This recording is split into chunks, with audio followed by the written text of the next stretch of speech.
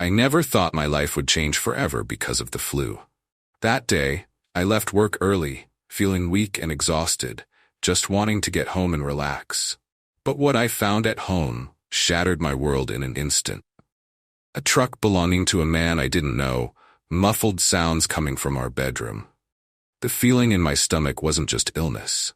When I peeked through the slightly open door, I saw my wife's betrayal unfold before my eyes. In that moment, everything changed. It wasn't just the end of my marriage.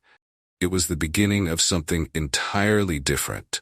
A new life born from the ashes of infidelity. Before I dive into my story, if you don't want your life to be turned upside down like mine, subscribe to my channel to learn real lessons from the real stories we share every day, just like mine. Also, share your thoughts about the shocking truths I've experienced in the comments, and please show your support by liking my video. Now that you've subscribed, let's dive into my story.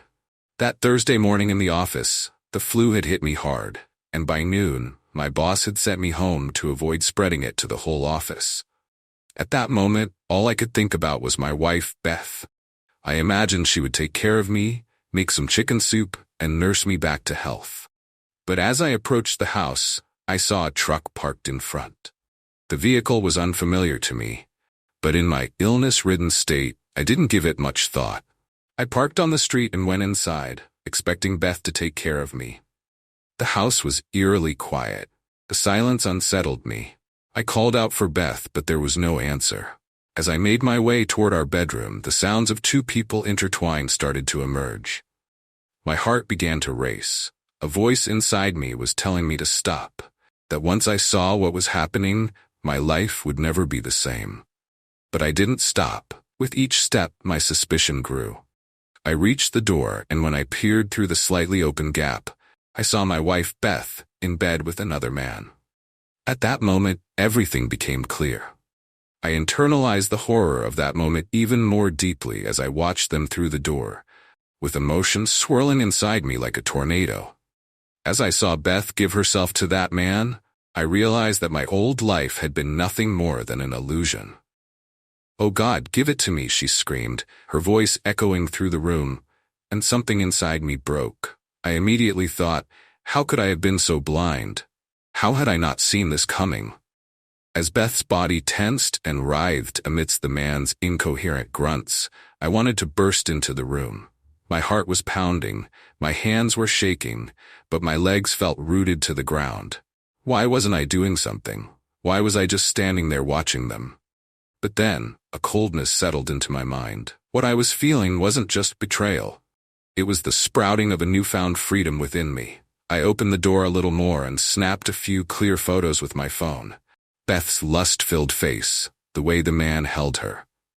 "You'll never forget this," I said to myself as I pocketed the photos. I wanted to storm into the room and demand answers, but I couldn't.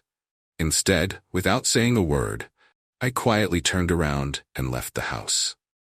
As I passed through the garage, I grabbed a screwdriver and plunged it into the tires of the man's truck. Maybe it was childish, but in that moment, it was the only thing I could do. I got into my car and drove away. On the road, tears started rolling down my cheeks uncontrollably. My life had changed, and I didn't know where I was heading. I drove for hours, thinking about that moment. Beth and the man wouldn't leave my mind. How long had this been going on? Who was the man? None of these questions mattered anymore. What mattered was that 24 years of marriage had shattered in an instant. I stopped by a clinic to pick up some medicine for the flu, and then I stayed in a motel on the other side of town. I couldn't go back to that house, at least not that night. The first night I spent in that motel felt like a nightmare. The weight of both the illness and the betrayal crushed me. Beth had called me numerous times, but I didn't answer a single one. What could she say? Apologizing wouldn't fix anything. Nothing could fix this. The next morning, I called work to let them know I wouldn't be in for a few days. I needed to stop and make a decision. This marriage couldn't go on like this, but simply leaving Beth wasn't enough. I needed a plan. That day, I called a lawyer, withdrew my money from the bank, and took the first steps to sever my life from Beth. I wasn't just ending my marriage, I was taking control of my life. When I returned home, I found Beth in the kitchen. Her eyes were swollen, her face pale. "Peter, we need to talk. Please give me a chance," she said, her voice trembling. I looked at her and with a voice as cold as ice said, "You have nothing left to forgive me, Beth. It's all over. I saw you. I saw you in that man's arms, and in that moment I realized we would never be the same again." Beth began to cry. "But I love you. He meant nothing. It was just a mistake," she pleaded. "A mistake?" I said, barely able to contain my anger. "The moment you let that man into our bedroom, you destroyed any love you had for me. This isn't just a mistake. This is the end of our life together." Beth, sobbing uncontrollably, approached me, reaching out her hands. "Please don't leave. We can start over. I love you. I don't know what happened in that moment. I was just looking for some excitement. I still need you," she said. I gently pushed her hands away and looked at her one last time.